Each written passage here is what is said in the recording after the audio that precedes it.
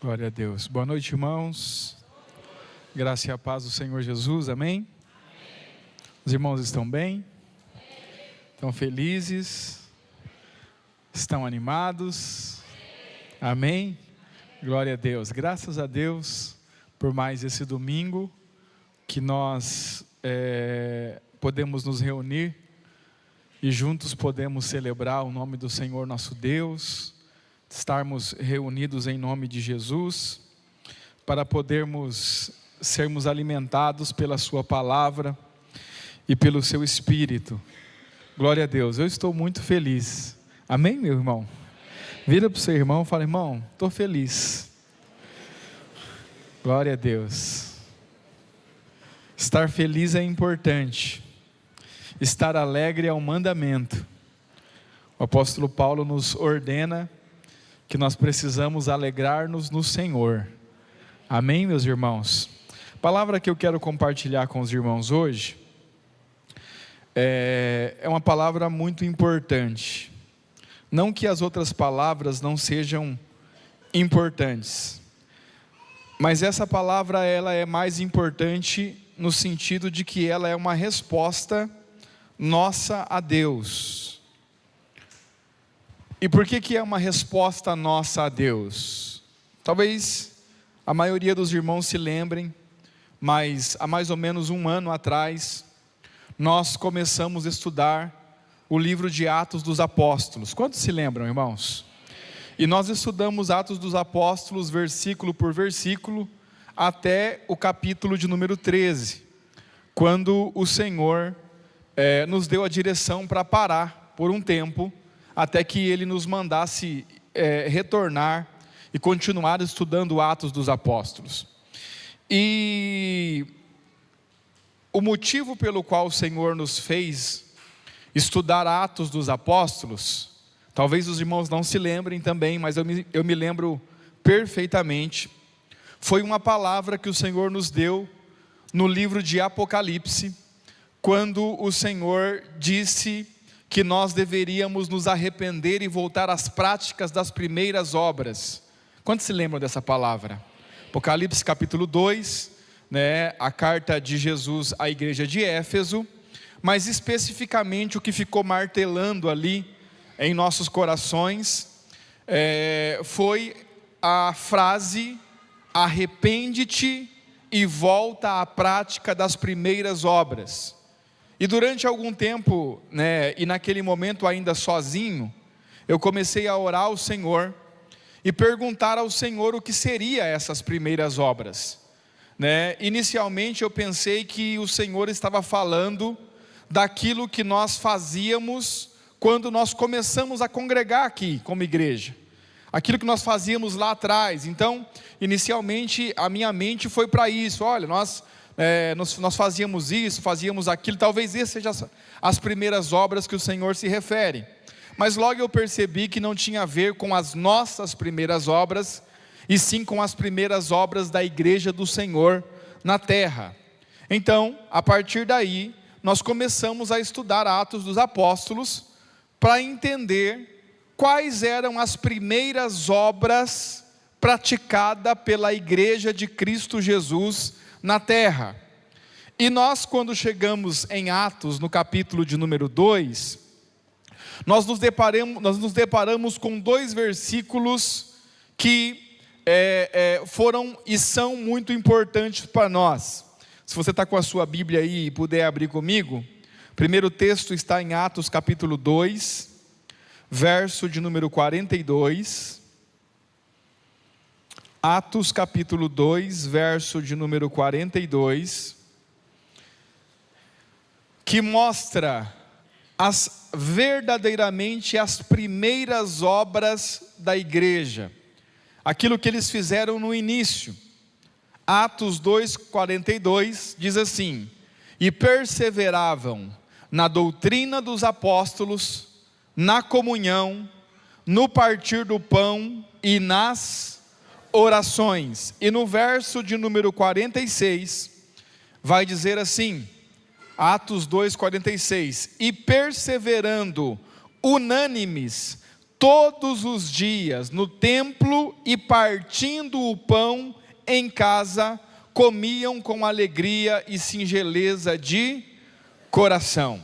Então nós vemos aqui o que seria essas primeiras obras, o que para nós até então não fazia muito sentido, porque até então nós não dávamos muita atenção para aquilo que seria a doutrina dos apóstolos, nós não dávamos atenção para aquilo que seria a comunhão, nós não dávamos atenção para aquilo que seria o partir do pão, e também não dávamos muita atenção para aquilo que seria as orações, né? Uma reunião de oração, não é você orar na sua casa, né? Eles perseveravam juntos na doutrina dos apóstolos, na comunhão, no partir do pão e nas orações. E a partir daí, nós entendemos que esses 4 elementos faziam parte das primeiras obras da igreja. Amém, meus irmãos?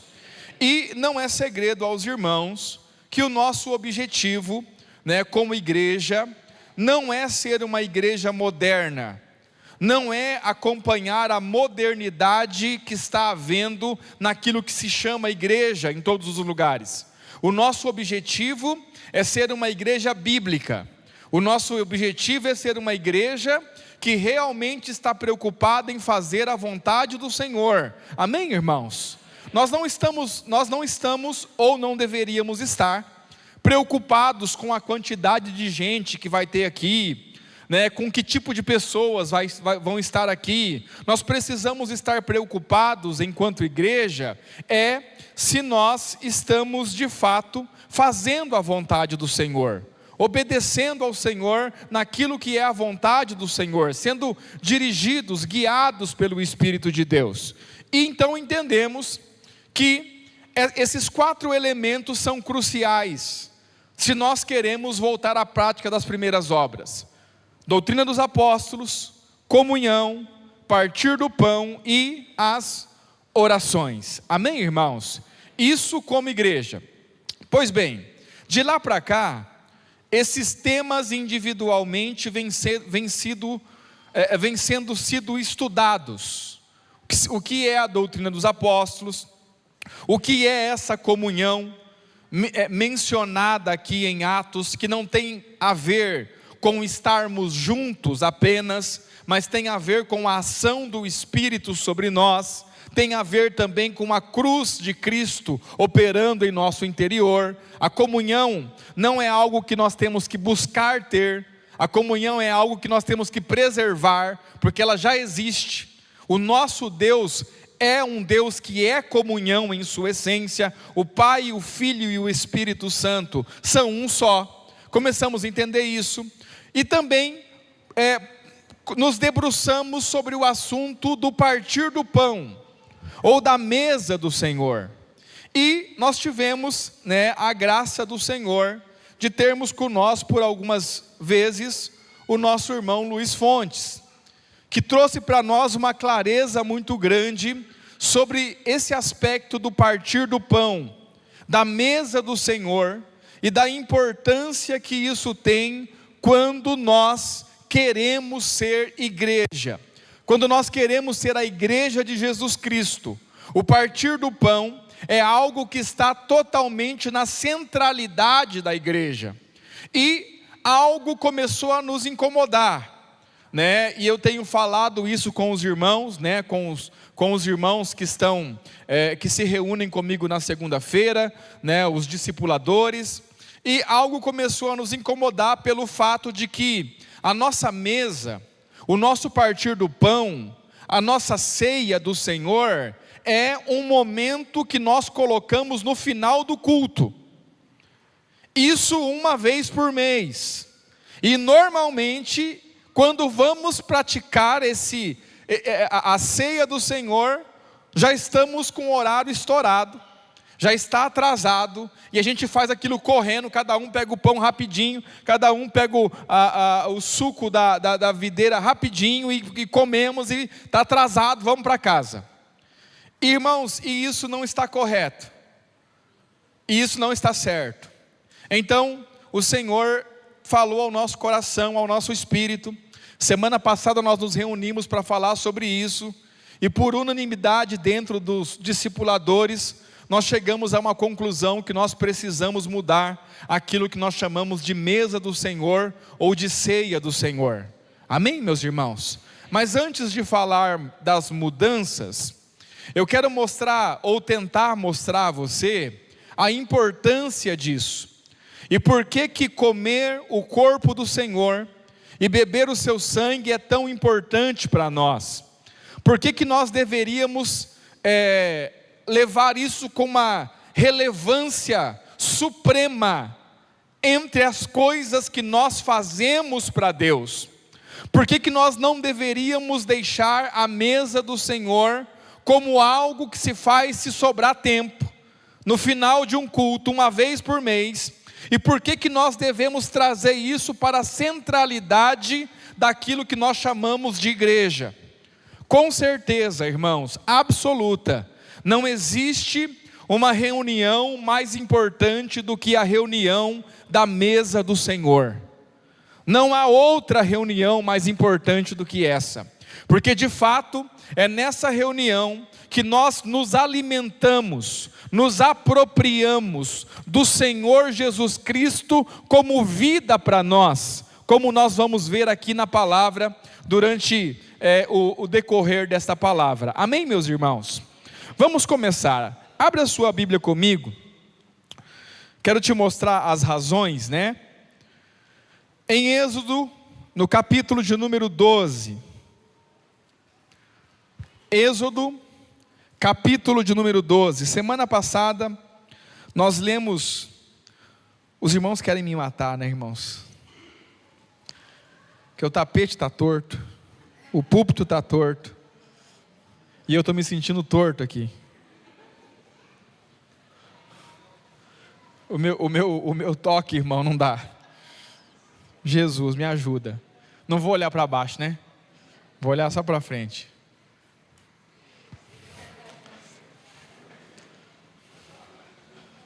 Glória a Deus.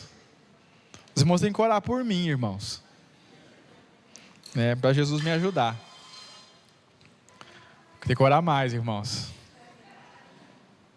Vamos lá? É só até você achar o texto, estou brincando. Êxodo capítulo 12, amém? Diz assim, a partir do verso de número 1. E falou o Senhor a Moisés e Arão na terra do Egito: este mês vos será o principal dos meses. Este mês vos será o principal dos meses. E não só o principal, será o primeiro mês do ano. Por quê? Ele vai explicar. Falai a toda a congregação de Israel, dizendo: aos 10 deste mês, no 10º dia deste mês, cada um tomará para si um cordeiro, segundo a casa dos pais, um cordeiro para cada família. Mas se a família for pequena para um cordeiro, então convidará ele o seu vizinho mais próximo, conforme o número das almas, conforme o que cada um puder comer, por aí calculareis quantos bastem para o cordeiro. O cordeiro será sem defeito, macho de 1 ano. Podereis tomar um cordeiro ou um cabrito, e o guardareis até o 14º dia deste mês. Diga assim, dia 10, prende o cordeiro. Que dia que prende o cordeiro? Dia 10. E guarda ele até que dia? Até o 14º dia, até o dia 14. Os irmãos estão aí? Continuando. Verso de número 6. E o guardareis até o 14º dia deste mês, e todo o ajuntamento da congregação de Israel o imolará no crepúsculo da tarde. Ao cair da tarde do dia 14, vocês vão matar o cordeiro. Vocês prenderam o cordeiro dia 10, dia 14 à tarde vocês vão matar o cordeiro. Tomarão do sangue e porão em ambas as ombreiras e na verga da porta, nas casas em que o comerem. Naquela noite comerão a carne assada no fogo, com os pães ázimos e as ervas amargas a comerão. Comerá o cordeiro assado, não pode ser cozido, com ervas amargas. Os irmãos estão aí? Os irmãos estão aí? Não pode comer dele cru, só pode comer assado. Verso 9: não comereis do animal nada cru, nem cozido em água, porém assado no fogo, a cabeça, as pernas e a fressura. Diga, tem que comer tudo.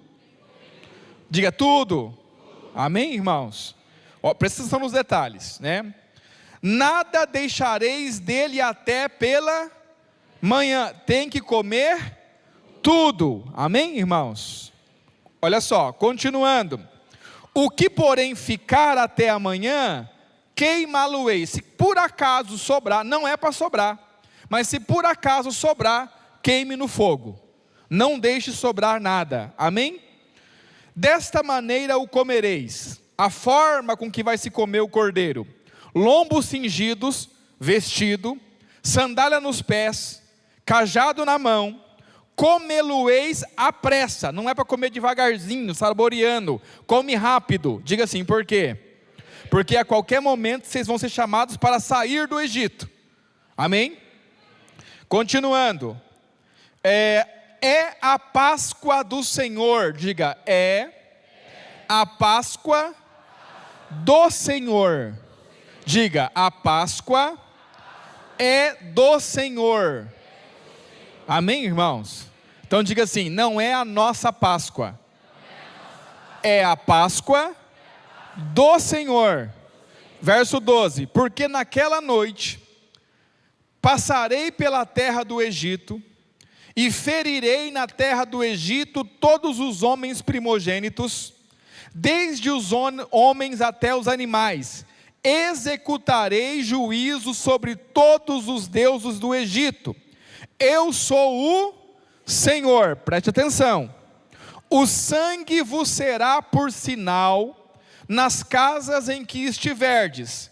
Quando eu vir o sangue, passarei por vós. Diga, passarei por cima. Páscoa significa passar por cima.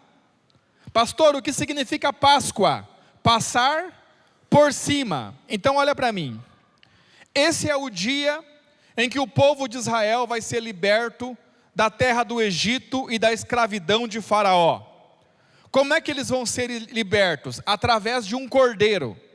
Cordeiro esse, que eles prenderam no 10º dia em casa, e no 14º dia, ao cair da tarde, eles mataram o cordeiro. E esse cordeiro foi assado no fogo, e eles começaram a comer o cordeiro.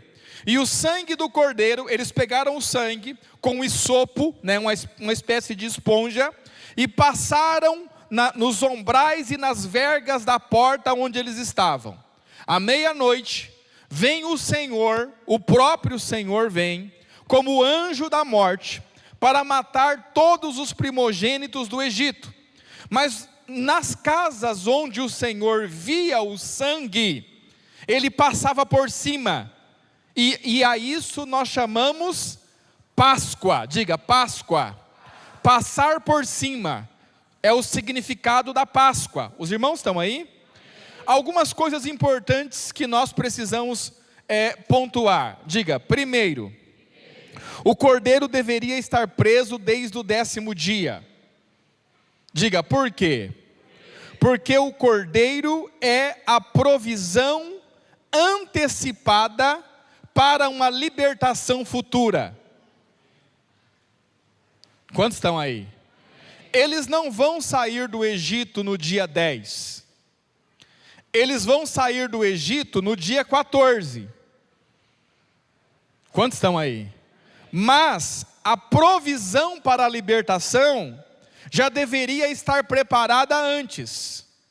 Isso aponta para o Cordeiro de Deus, que foi imolado desde a fundação do mundo, ou antes da fundação do mundo.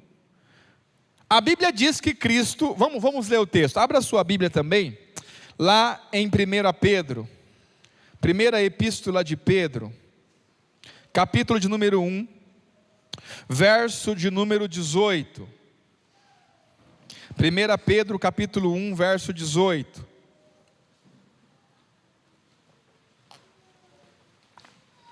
Os irmãos estão aí? Tem que ser rápido no gatilho, irmãos. Diz assim o texto: sabendo que não foi mediante coisas corruptíveis, como prata ou ouro, que fostes resgatado do vosso fútil procedimento que vossos pais vos legaram, né? Ou seja, não está falando apenas de um legado, está falando da herança pecaminosa que nós recebemos dos nossos pais, ou seja, de Adão. Nós somos resgatados, mas não com coisas corruptíveis. Verso 19: mas pelo precioso sangue, como de cordeiro sem defeito e sem mácula. Pode colocar na ACF, por favor? Isso. Mas como precioso sangue de Cristo, como de um cordeiro imaculado e incontaminado. Verso de número 20.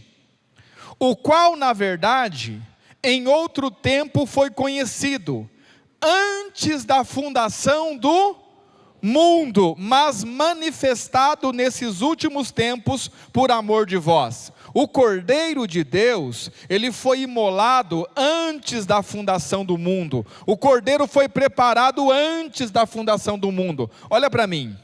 Deus, na sua onisciência, sabendo que o homem pecaria, antes de criar o homem, antes de criar o mundo, antes de criar qualquer coisa, já preparou o Cordeiro como provisão que vai dar ao homem a libertação da escravidão de Satanás. E quando Deus manda Moisés e Arão dizer ao povo que eles tinham que prender um cordeiro no dia 10, para usar o cordeiro no dia 14, um cordeiro preparado de antemão, o que Deus está anunciando é que a provisão que vai libertar o povo dele já estava preparado antes do mundo existir. Os irmãos estão aí?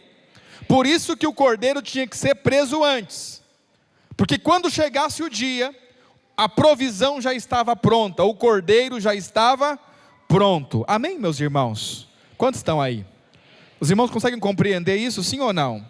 Segunda coisa importante que nós temos que entender nesse texto, porque da mesma forma que através do Cordeiro, o povo de Israel foi liberto da escravidão do Egito e das garras de Faraó, nós, através do Cordeiro de Deus, que é Jesus Cristo, somos libertos da escravidão do mundo e das garras de Satanás. Quantos estão aí? Olha para mim, suponhamos, irmãos, que no meio, segundo os estudiosos, quase 3 milhões de pessoas saíram do Egito.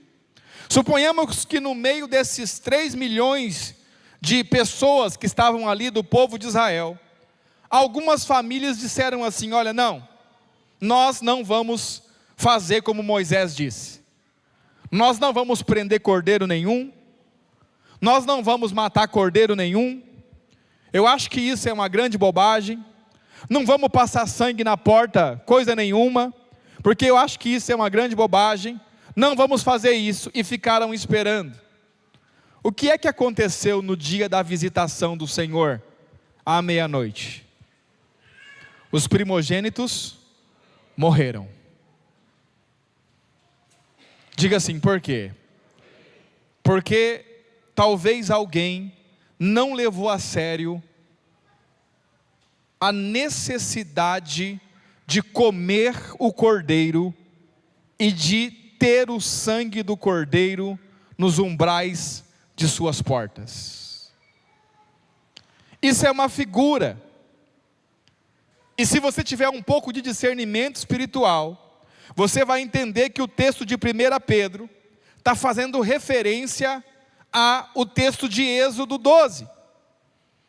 Porque da mesma forma que eles foram libertos por um cordeiro, nós também somos libertos por um cordeiro. ao participarmos, ao comermos desse cordeiro, ao termos o sangue desse cordeiro aspergido sobre nós, nós também somos libertos, não da escravidão do Egito, mas da escravidão do mundo, não das garras de Faraó, mas das garras de Satanás. E talvez, irmãos, nós devemos considerar que talvez é esse o motivo porque há tantos crentes que, mesmo sendo crentes, frequentando igrejas, estando congregando em igrejas, mesmo assim vivem aprisionados ao mundo e vivem nas garras de Satanás. Talvez seja porque nós não estamos valorizando o Cordeiro de Deus que tira o pecado do mundo. E onde é que está esse Cordeiro? Esse Cordeiro está na mesa do Senhor. Esse cordeiro está na ceia, quando nós comemos a sua carne, e quando nós bebemos o seu sangue. Assim como o povo de Israel no Egito, nós também seremos libertos da escravidão do mundo e das garras de Satanás. Porque o Egito é uma figura que aponta para o mundo. Faraó é uma figura que aponta para Satanás. Mas o cordeiro que foi imolado lá, é uma figura que aponta para Cristo. E através desse cordeiro, esse povo foi liberto da escravidão e pôde viver e caminhar com o Senhor. Quantos estão aí, irmãos? Quantos querem ser verdadeiramente livres do mundo? Olha para mim, deixa eu dizer algo para você. Isso não é algo que vai acontecer na tua força. Isso não é algo que basta, pastor, eu quero muito. Não é assim que funciona. Porque não há em nós poder e nem capacidade. Nós dependemos dele. Nós dependemos do Cordeiro de Deus. É Ele que nos liberta. Se o Filho vos libertar, verdadeiramente sereis livres. Quantos estão aí? Vamos lá. Os irmãos não sabem do que eu estou falando, né? João, Evangelho de João. Corre lá, irmãos. Evangelho de João, capítulo de número 8.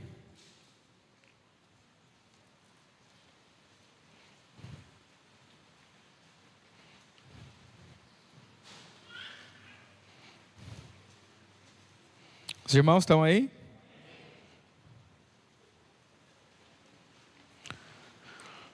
Verso de número 32. Vamos ler a partir do 32 para fazer sentido. João 8:32. E conhecereis a verdade, e a verdade vos libertará. Diga, a verdade é uma pessoa. Continuando, verso 33.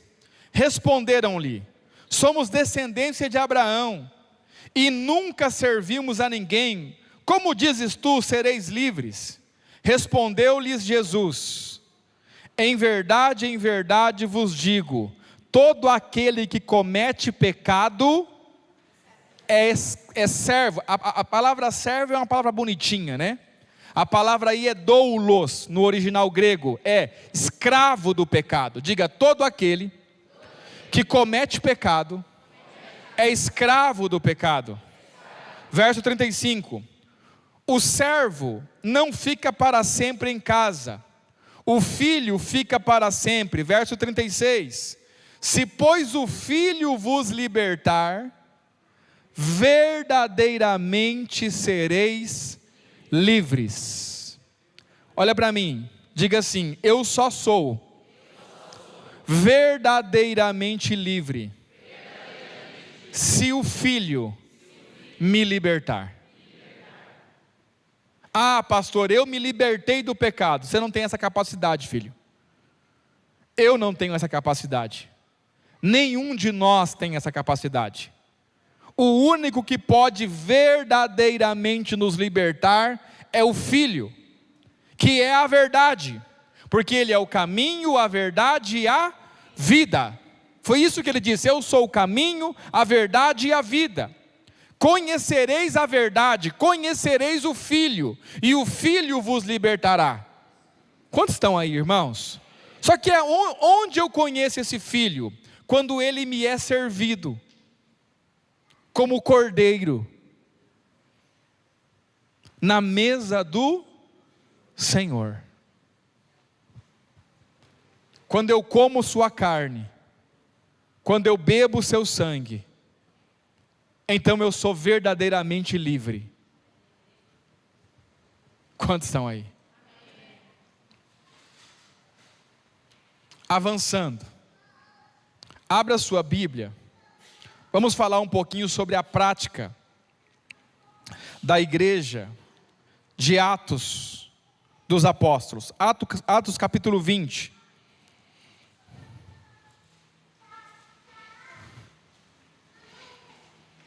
Atos capítulo 20, verso de número 7. Quantos estão aí? Atos 27.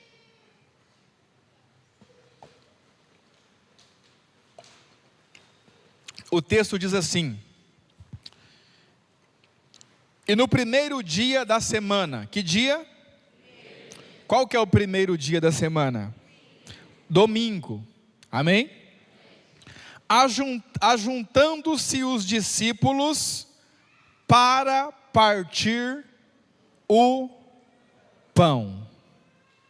Para que eles se reuniram? Para partir o pão. Que dia? Primeiro dia da semana. Ou seja, o que parece, irmãos, é que a igreja, que nós chamamos de igreja primitiva, mas eu gosto mais de chamar de igreja bíblica, tinha o costume de se reunir no primeiro dia da semana para partir o pão. A essa reunião, o apóstolo Paulo vai chamar de reunião da mesa do Senhor, ou reunião do cálice do Senhor, ou reunião da ceia do Senhor, como você quiser chamar, mas o fato é que as primeiras obras da igreja incluíam uma reunião exclusiva para partir o pão. Quantos estão aí? Pastor, vamos continuar lendo o texto, porque acontece algo interessante aqui, né? Poderíamos tirar algumas lições. No primeiro dia da semana, ajuntando-se os discípulos para partir o pão, Paulo, que havia de partir no dia seguinte, falava com eles e prolongou a prática até a meia. Parece que Paulo tinha o costume de pregar bastante, né, irmão? Prolongou até a meia-noite. E havia muitas luzes no cenáculo, na sala, onde estavam juntos. E estando um certo jovem, por nome Eutico, assentado numa janela, caiu do terceiro andar, tomado de um sono profundo que lhe sobreveio durante o extenso discurso de Paulo. Diga, extenso discurso de Paulo. Aleluia, isso me conforta. E foi levantado morto. Olha o Paulo, irmãos. Paulo, porém, descendo, inclinou-se sobre ele e, abraçando-o, disse: não vos perturbeis, que a sua alma nele está. As pessoas foram lá, está morto. Paulo disse: não está não, fica tranquilo. E subindo, diga aí, subindo. Irmão, eles deixaram o menino lá embaixo. E subindo, e partindo o pão, e comendo, porque esse era o objetivo da reunião. Eles se reuniram para partir o pão, então não vamos mudar o objetivo. E partindo o pão, e comendo, os irmãos estão aí? Ainda lhes falou largamente até a alvorada, até amanhecer. E o menino continua lá, dormindo, né? Quantos estão aí? E assim partiu, e levaram vivo o jovem, e ficaram não pouco consolados. Aí no final o menino levantou: opa, o que aconteceu? Não, você dormiu. Ah, mas eu dormi aonde? Lá no terceiro andar. Mas como é que eu estou aqui embaixo? Pois é, essa é a grande questão. Diga assim: reuniram para partir o pão. Olha que interessante. Por que Paulo prolongou o discurso? porque ele tinha muita coisa para falar e pouco tempo. No outro dia ele já ia partir. Então ele tinha que falar tudo o que ele precisava dar de instrução a esses irmãos. Ele não só prolongou até a meia-noite, como da meia-noite ele prolongou até as 6 horas da manhã. Só que eles não deixaram de partir o pão. Porque partir o pão, irmãos, não é um ato simbólico, não é uma simbologia. Partir o pão é comer a carne e beber o sangue de Jesus Cristo, como Ele mesmo nos ensinou.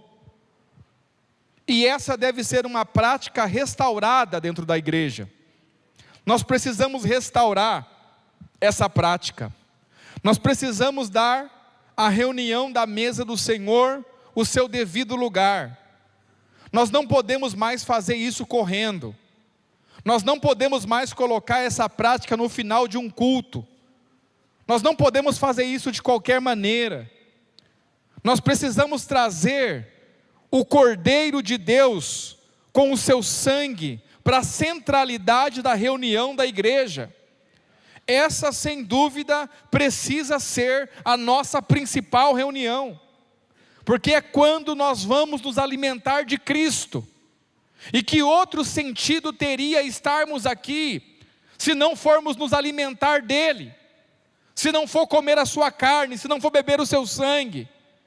Sabe, irmãos, talvez para muitos dos irmãos aqui, isso pareça apenas pastor, é só uma mudançazinha. Não, irmãos, nós estamos voltando à origem, nós estamos voltando para a palavra, estamos voltando para a Bíblia, estamos voltando para a prática, para as primeiras obras. Nós estamos voltando de novo para Deus, tendo a vontade de Deus como centro. Quantos estão aí? Pastor, e por que a ceia tem se tornado como é hoje? Faz o culto, finalzinho do culto, 5 minutos, está acabando o horário, já passou, serve rapidamente, come, bebe, irmão, Deus abençoe e vai embora. Por que é assim? Porque nós estamos cheios de nós mesmos, cheios de planos, cheios de projetos, cheios de propostas humanas. Enchemos a reunião e o culto com coisas nossas, e Deus não tem mais espaço para fazer a vontade dEle na reunião de sua igreja. Porque o que nós temos que perguntar é: qual é a vontade do nosso Senhor? O que é que Ele quer? E tenha certeza, irmãos, que se nós conseguirmos ouvir o Espírito de Deus, o clamor do Espírito a nós nesses dias é: devolvam a reunião da mesa à minha igreja. Porque vocês não têm o direito de fazer com a minha mesa o que vocês fizeram. E diante do Senhor, nós precisamos nos arrepender de durante tanto tempo não termos dado importância ao partir do pão.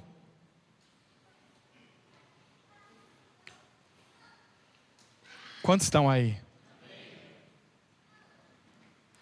Abra sua Bíblia, vamos lá. Primeira carta de Paulo aos Coríntios, capítulo de número 11.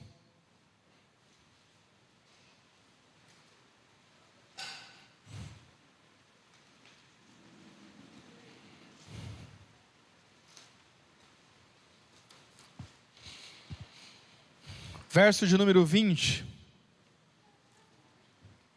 Se esse assunto não fosse importante, o apóstolo Paulo não teria gasto 2 capítulos inteiros de Coríntios para falar sobre ele. Capítulo de número 10 e o capítulo de número 11, Paulo se reserva a falar da mesa do Senhor, do pão e do vinho. Vamos ler apenas uma parte. Verso de número 20. De sorte que, quando vos ajuntais num lugar, não é para comer a ceia do Senhor. Diga assim: vocês estão se ajuntando, pensando que estão comendo a ceia, mas vocês não estão comendo a ceia. Por quê? Verso 21. Porque comendo, cada um toma antecipadamente a sua própria ceia. E assim um tem fome e outro embriaga-se. Não tendes porventura casas para comer e para beber? Ou desprezais a igreja de Deus e envergonhai os que nada têm? Que vos direi? Louvar-vos-ei? Nisto não vos louvo. Verso de número 23, preste atenção. Porque eu recebi do Senhor o que também vos ensinei. Agora aqui tem algo interessante, irmãos. Diga o quê? Paulo, quando Jesus estava na terra, não era discípulo de Jesus. Quando Jesus ressuscitou, e nos textos que nós lemos lá em Atos, até no capítulo 9, Paulo, além de não ser discípulo de Jesus, Paulo era perseguidor da igreja. Quantos estão aí? Então Paulo não ouviu Jesus falar. Paulo não foi discípulo de Jesus. Paulo não foi batizado por João como os outros discípulos.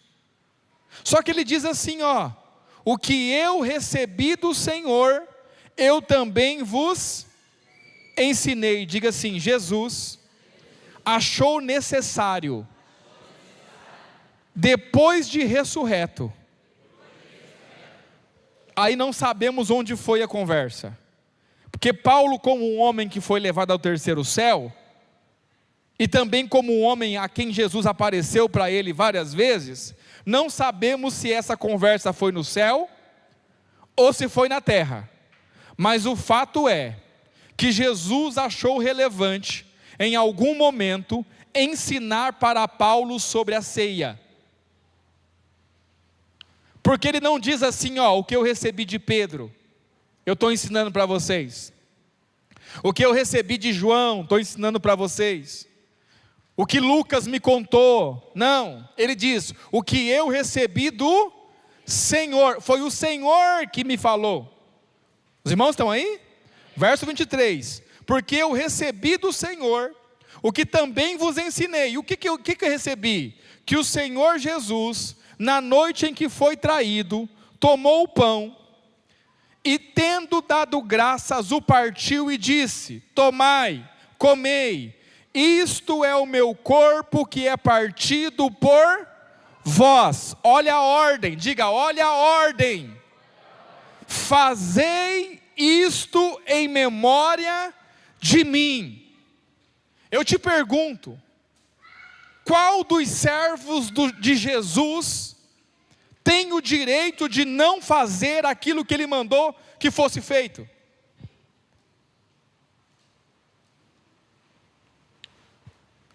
Pensando em algo que Jesus, ressurreto, voltou a falar com Paulo sobre.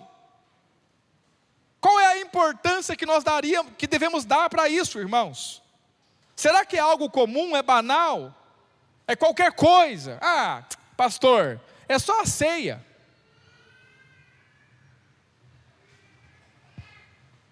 É a nossa reunião mais importante com Ele. É a nossa reunião mais importante com Ele. A reunião da mesa do Senhor. Fazei isto em memória de mim. O fazei ali, a palavra grega é imperativa. Não é assim, ó: se você quiser, faça. É uma ordem. Os irmãos estão aí? Continuando. Verso 24. Verso 25, perdão. Semelhantemente, também depois de cear, tomou o cálice dizendo: este cálice é o novo testamento, a nova aliança no meu sangue. Fazei isso todas as vezes que beberdes em memória de mim. Diga: fazer em memória dele. E aí, irmãos, nós precisamos também entender algumas coisas que nós vamos entender conforme formos praticando. que a reunião da ceia do Senhor, ela precisa ser uma reunião exclusivamente para Cristo. Tudo é para Ele. Tudo aponta para a sua pessoa e para a sua obra. Não há espaço para homens. Não há espaço para o ego humano. Tudo aponta para Ele, porque é Ele que nos dá a vida, através da sua carne e através do seu sangue. Quantos estão aí? Continuando, observe. O tempo voa, né, irmãos? Porque todas as vezes que comerdes esse pão e beberdes esse cálice, anunciais a morte do Senhor até que venha. Diga, a mesa do Senhor anuncia a morte dele até que ele venha. Imagine Jesus voltando e nos perguntando assim, ó: por que vocês não anunciaram a minha morte?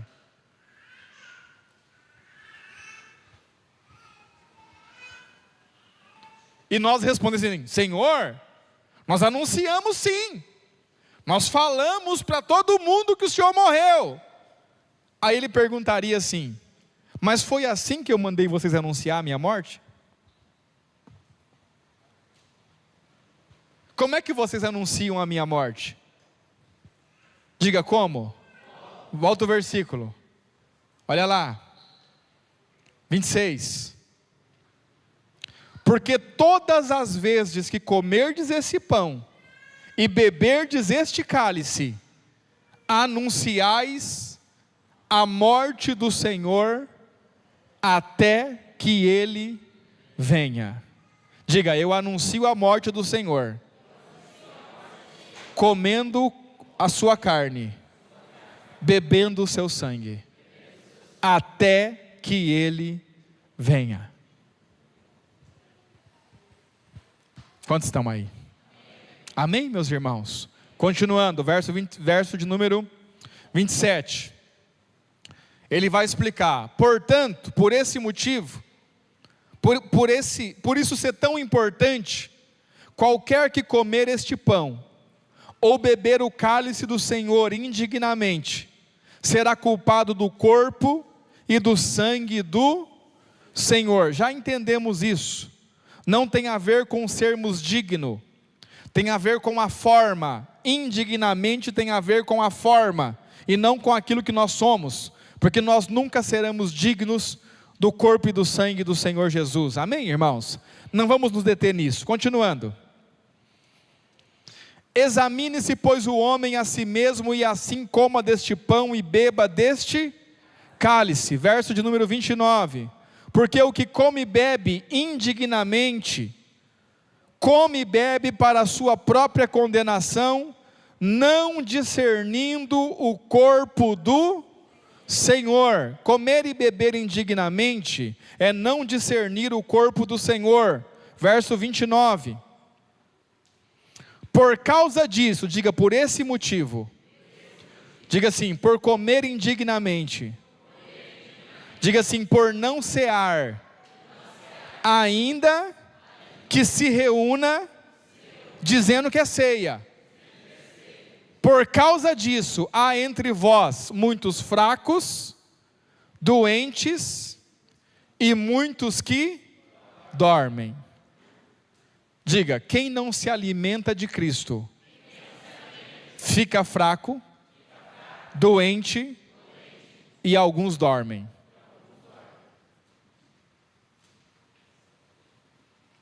Porque é assim que Paulo começa a advertência. Se você voltar, observe, verso 20. Ele diz assim, ó: de sorte que quando vos ajuntai num lugar, não é para comer a ceia do... Vocês não estão comendo. E por não estar comendo, tem muitos entre vocês fracos, doentes e alguns que dormem. Diga, por quê? Porque Cristo é a nossa vida. E se nós não comemos dele, se nós não nos alimentarmos dele, não há vida em nós. Quantos estão aí? Último texto para nós encerrarmos. Abra a sua Bíblia lá no Evangelho de João, capítulo de número 6. João, capítulo 6. Jesus falando sobre comer a sua carne e beber o seu sangue. Verso de número 53. Preste atenção nisso aqui. Eu sei que você já está um pouco cansado, mas esse texto talvez seja um dos mais importantes para nós. Por isso eu peço que você preste muita atenção mesmo, porque isso pode fazer toda a diferença para você. Evangelho de João, capítulo 6, verso 53. Os irmãos estão aí? Jesus, pois, disse: na verdade vos digo, que se não comerdes a carne do Filho do Homem, e não beberdes o seu sangue, não tereis vida em vós mesmos. Diga, quem não come a carne, quem não bebe o sangue, não tem vida em si mesmo. Pastor, por que tanto crente raquítico? Por que tanto crente capengando na fé, se arrastando? Por que tanto crente que para vir para uma reunião, para o culto, é um sacrifício? Diga por quê? Porque não come a carne e não bebe o sangue do Filho de Deus. Ele está dizendo, quem não come e não bebe, não tem vida em si mesmo. Os irmãos estão aí? Verso 54, segunda advertência. Quem come a minha carne e bebe o meu sangue, tem a vida eterna, e eu o ressuscitarei no último dia. Diga, quem come a carne, quem bebe o sangue, tem a vida eterna, e será ressuscitado no último dia. Os irmãos estão aí? Diga, a vida eterna não é viver para sempre. Diga, a vida eterna é a vida de Deus. Por que se chama vida eterna? Porque é uma vida incriada. É uma vida que sempre existiu.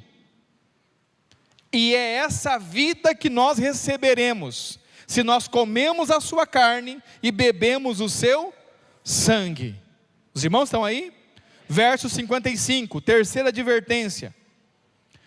Porque a minha carne verdadeiramente é comida, e o meu sangue verdadeiramente não é um símbolo.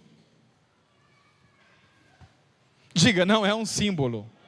Quando Jesus partiu o pão e deu aos discípulos, disse, olha, esta é a minha carne. Ele não estava dando um símbolo. Quando ele deu o cálice, ele não estava dando um símbolo. Ele estava dando verdadeiramente a sua carne e o seu sangue, como alimento, para aqueles que estavam à mesa.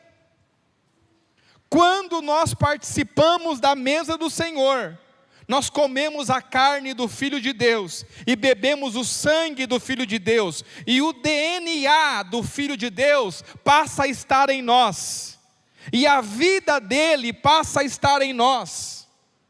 Isso através da mesa do Senhor, a reunião mais importante que uma igreja pode realizar, se chama mesa do Senhor. Quantos estão aí?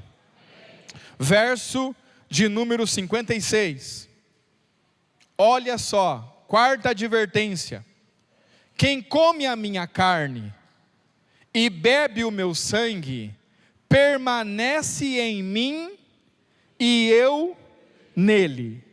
Pastor, eu não consigo permanecer no corpo. Diga, falta de carne e sangue de Jesus.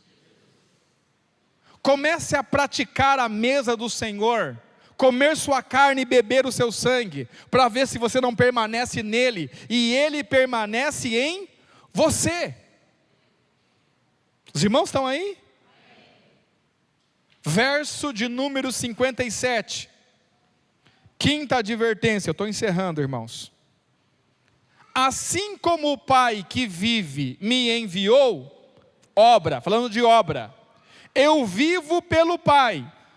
Assim quem de mim se alimenta, também viverá por mim. Diga, quem come dele, vive por ele.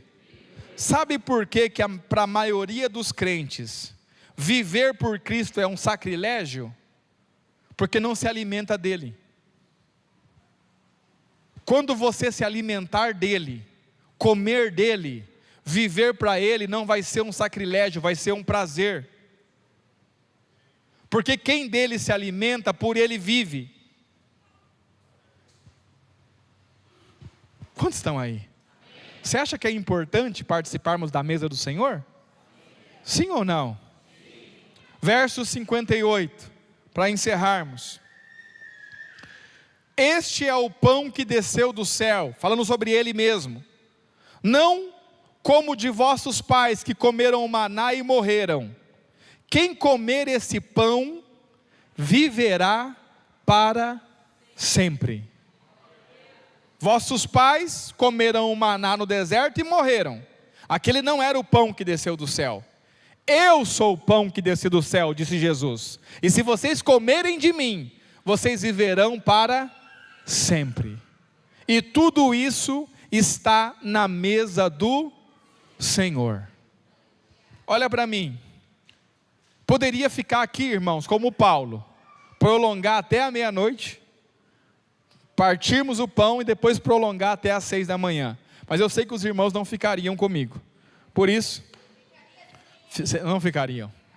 Vocês não são tão crentes assim. Amém. Não vamos discutir sobre isso. Qualquer dia eu provo para ver se fica mesmo. Amém. Poderia te dar N argumentos, desde o jardim do Éden. O que era a árvore da vida? A árvore da vida era a árvore que Adão deveria ter comido. O que é aquela árvore? É o próprio Cristo. Mas não comeu. E resolveu comer de outra coisa. E foi expulso do jardim.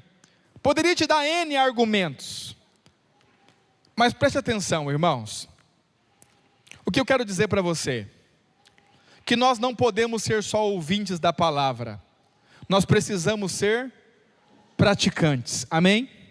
E diante de tudo que o Senhor vem falando conosco, não nesse culto, mas há 1 ano atrás, quando o Senhor começou a falar que nós deveríamos voltar à prática das primeiras obras, nós chegamos à conclusão que nós precisamos estabelecer o culto da mesa do Senhor. Amém, meus irmãos? E a partir de domingo que vem, nós vamos iniciar a reunião da mesa do Senhor. Pastor, como é que isso vai acontecer? Preste atenção. A reunião da mesa do Senhor vai ser como era na igreja primitiva, sempre no primeiro dia da semana, ou seja, no domingo. Amém? Pastor, qual é o horário que vai ser? Às 9 horas da manhã. Todos os domingos, a partir de domingo que vem, às 9 horas da manhã, nós vamos nos reunir para participar da mesa do Senhor. Amém, irmãos? Não é um culto como esse. A esse culto aqui, nós vamos denominar culto do ministério da palavra, que é outra coisa que a gente está entendendo. Nós precisamos ter o ministério da palavra, e é nesse culto de domingo à noite. Domingo de manhã é a reunião da mesa. Tudo será em torno da mesa, uma reunião específica para a mesa do Senhor. Então, domingo que vem, a partir das 9 horas da manhã, todos estão convidados para estarem aqui, para participarem da mesa do Senhor.